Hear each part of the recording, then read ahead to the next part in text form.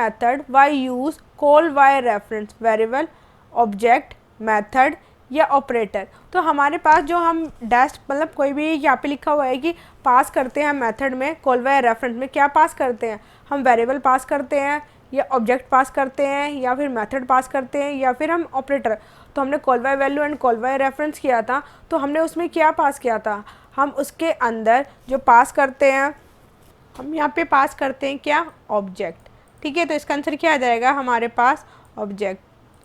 Next है इसी के अंदर polymorphism reduce the effort required to extend an object system, coupling object together more tightly या enabling a number of different operation to the share the same name या making object more dependent of another. आपको पता है polymorphism में क्या होता है, polymorphism होता है मैनीफॉर्म, तो पॉलीमॉर्फिज्म क्या होता है, सेम नेम, ठीक है, एंड डिफरेंट ऑपरेटर। तो इसका आंसर आ जाएगा ये, जिसको हमारे पास कौन सा कहते हैं, फंक्शंस ओवरलोडिंग भी कहते हैं।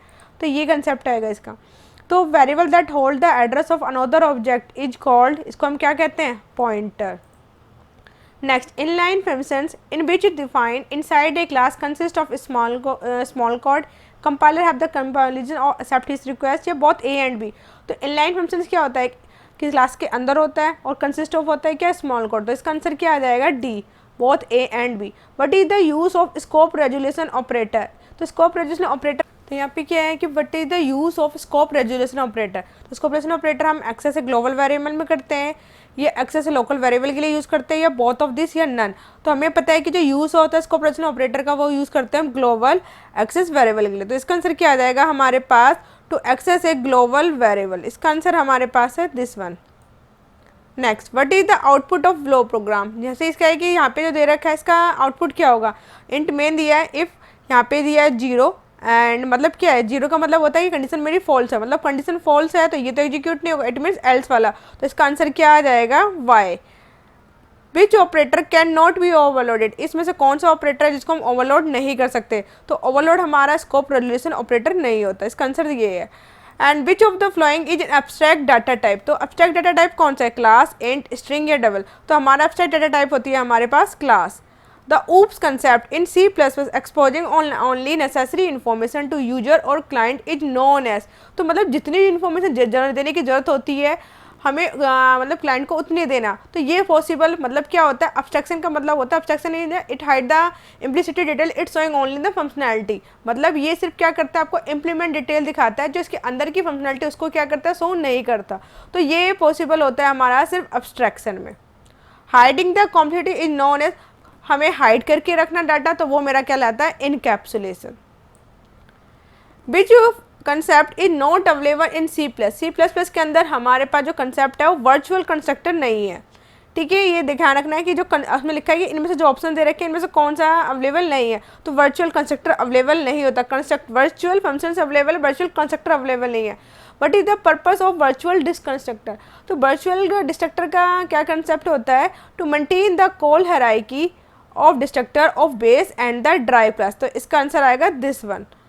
Constant function in C plus can be declare, इस तरीके से डिक्लेयर करते हैं हम, void display const. Which of the flowing function are provided by compiler defined if we don't write in C plus. अगर हम सी प्लस प्लस के अंदर कोई फंक्शन नहीं करते कंपाइलर, तो कौन से फंक्शन, ये लिखा है कि if we don't write in C plus, अगर हम लिखते कौन से बाय डिफॉल्ट होते हैं, तो ये सारे ही होते हैं all of the above. Compile time polymorphism in C plus. जब कंपाइल टाइम दो टाइप की पॉलीमॉर्फिज्म थी, एक होती है हमारी रन टाइम, एक होती है हमारी कंपाइल टाइम। तो कंपाइल टाइम पॉलीमॉर्फिज्म कौन सी होती है, जो हमारी सी प्लस प्लस लैंग्वेज के अंदर कंपाइल टाइम हमारे पास जो पॉलीमॉर्फिज्म है, ऑपरेटर ओवरलोडिंग और फंक्शंस ओवरलोडिंग, एक हमने ओवरराइडिंग किया था बट वो रन टाइम पे होता है। Overloading, operator overloading and functions overloading ये हमारी कंपाइल टाइम पे। तो इसका आंसर आ जाएगा आपका A and B. C plus plus abstract class contain, जो सी प्लस प्लस की जो अब्स्ट्रैक्ट क्लास है वो क्या कंटेन करती है, pure virtual function, non virtual function या ओनली प्योर वर्चुअल फंक्शन, ये दोनों करती है, प्योर वर्चुअल भी और आपका क्या करता है ये यहाँ पे नॉन वर्चुअल। तो यहाँ पे आंसर आ जाएगा इसका डी।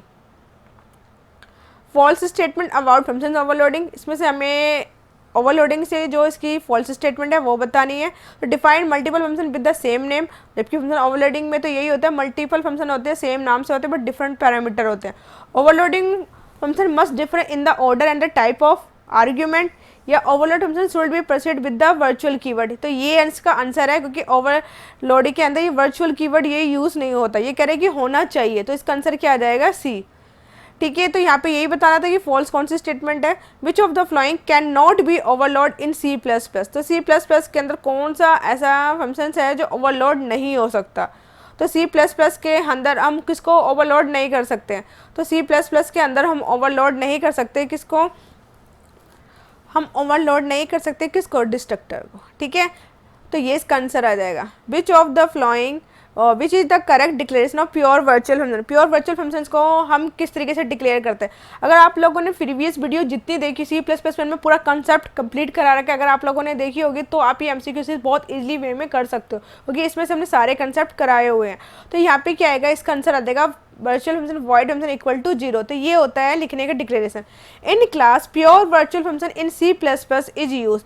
सी प्लस प्लस के अंदर pure virtual function in class जब करते हैं तो क्या होता है, to create an interface to make a class abstract या to the force derived class to implement the pure virtual function. यहाँ पे ये कह रहा है कि इन जब क्लास के अंदर प्योर वर्चुअल फंक्शन यूज़ किया जाता है सी प्लस प्लस, तो किस लिए यूज़ किया जाता है, इंटरफेस के लिए, अब्स्ट्रैक्ट क्लास बनाने के लिए, या to force derived class to implement.